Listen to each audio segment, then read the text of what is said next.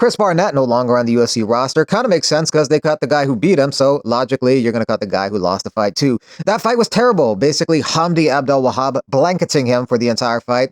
It was quite bad. Barnett ends his career in the UFC with a record of 2 wins and 4 losses. In the first couple of years, he had 2 wins and 2 losses, but he missed weight. He missed weight for the 266-pound limit. Then he had 4 canceled fights, followed by 2 losses in a row, and now he's cut. The state of the heavyweight division in the UFC is not good. If you're a heavyweight super athlete, you tend to gravitate towards sports where you have the potential to make millions of dollars as opposed to 10K in the UFC. However, if you fail in those other sports, like a football or a basketball, then you try and resurrect your athletic career in the UFC. I tell you, Moscow, #1 safety. But I want to come to Dagestan. Yeah, so we go Dagestan, we go Moscow. When? You tell me. If you actually tell me, I'll show up. Winter time, not good. So cold.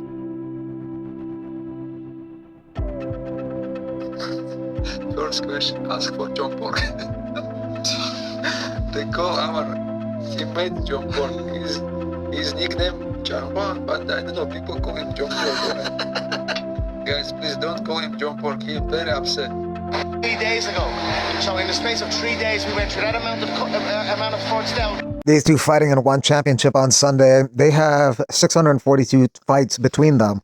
Ngannou empathizes with Aspinall. An eye poke's not like getting kicked in the balls where you can recover and come back. It compromises your vision. If you fight with compromised vision, the same people will say how stupid you are.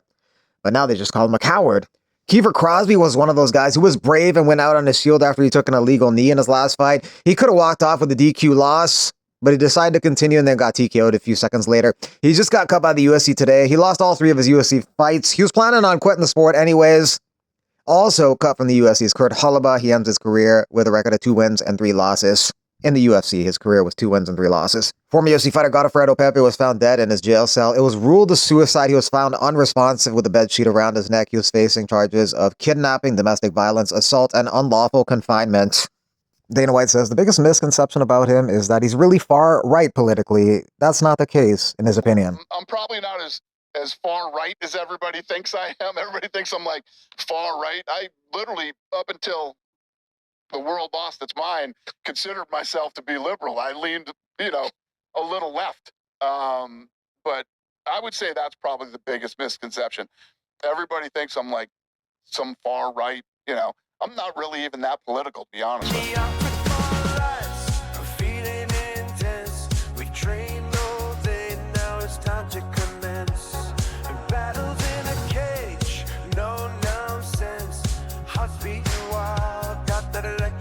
Angela Hill is fighting Fatima Klein this weekend at UFC 322. Angela Hill will move into 2nd place all time for the most significant strikes landed in UFC history. As long as she throws 12 significant strikes, she will overtake Sean Strickland for the number 2 spot. Number 1 by a country mile is Max Holloway, 3,655 significant strikes. Half of those came in the final 10 seconds of every fight. UFC is starting with Paramount Plus in January, and they're doing a price hike in January. Paramount Plus price increase. Essential plan, $7.99 to $8.99 a month. Premium ad-free plan, $12.99 to $13.99 a month.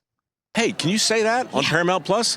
Islam Makhachev says he wants to beat Jack Della Maddalena, and then he says after that, Kamaru Usman is in a good position to get a title shot. I don't think he's really in that good of a position. He's ranked number 5, 1-3 in his last 4 fights. He's on a 1-fight win streak. Granted, he looked good against Buckley, but that's a 1-fight win streak. 1-3 in his last 4 and ranked number 5. There's 3 other big fights in the welterweight division happening in the next couple weeks that will figure out who's next. Brady Morales, Gary Bilal, Edwards Prates. Those guys are fighting for title shot implications. Usman turned down fighting Bilal to sit on the sidelines and potentially get a title shot from that. Doesn't really make sense. Some people think it makes sense to Ali Abdelaziz, who manages both Usman and Makhachev. Eddie Hearn and British Boxing Board of Control reportedly in the process of taking legal action against Chris Eubank Jr. for comments he made in September press conference, accusing Hearn and the control board for holding up his ambulance. Rafael Fiziev with Nazim Sadahov. Fiziev recently re-injured his knee, so he had to pull out of his fight with Oliveira. Sadahov's coming off a victory over Nicholas Mota, fight of the year contender in front of his home nation of Azerbaijan. Sadahov knocked him out in round 2, and now he's going to be taking on Perez Yeme UFC 323 December 6th in Vegas. Bro, why are you fighting for? Why you fight, bro? For Instagram followers. Nobody's fucking following me, man. I'm giving fight of the year, fight of the night, this and that. Nobody follows me, bro. Please, all his American followers, follow me. Yes, I have one question. What year in your fighting career it was best? And why? 2018, double champ. I beat Volkan, then I beat Stipe, and I beat Derek Lewis in Madison Square Garden. One more question. Tell me. 2018, it was my best year too. I Yeah. become champion. I defend my title Yep. in biggest fight in MMA history. Who was better? You want me to tell you? No, it was. I Hey, was don't better. trash talk. Two double champ. I was better, but you know what's the best? You know what the best? When you retire, Abu Dhabi, you talk. Right when you leave the octagon, you say, DC, I love you, brother. Last words in the octagon. DC, Shut up, I have to love check- you, brother. I have to check this. Yes. Don't change this. No, Leave I this. have to check. You have to check. I will check. Okay. No. After I'm DC, gonna. I love you, brother. I And never say this. I swear you say this. 1,000% you say this. DC, last thing Habib ever say octagon. DC, I love you, brother. Hey, what about this one? Whenever somebody fight and you translate it. This is great. Why this guy bring me like this? Honestly, I don't like. You remember this I go interview and I said, Khabib, come, you translate it. You say, whoa. Across the globe, making it known in the octagon. I've brought my own throne. Hands that's in the fight, fever he ignite. Victory's a goal in this passionate night. Real money. You messing up my parlay.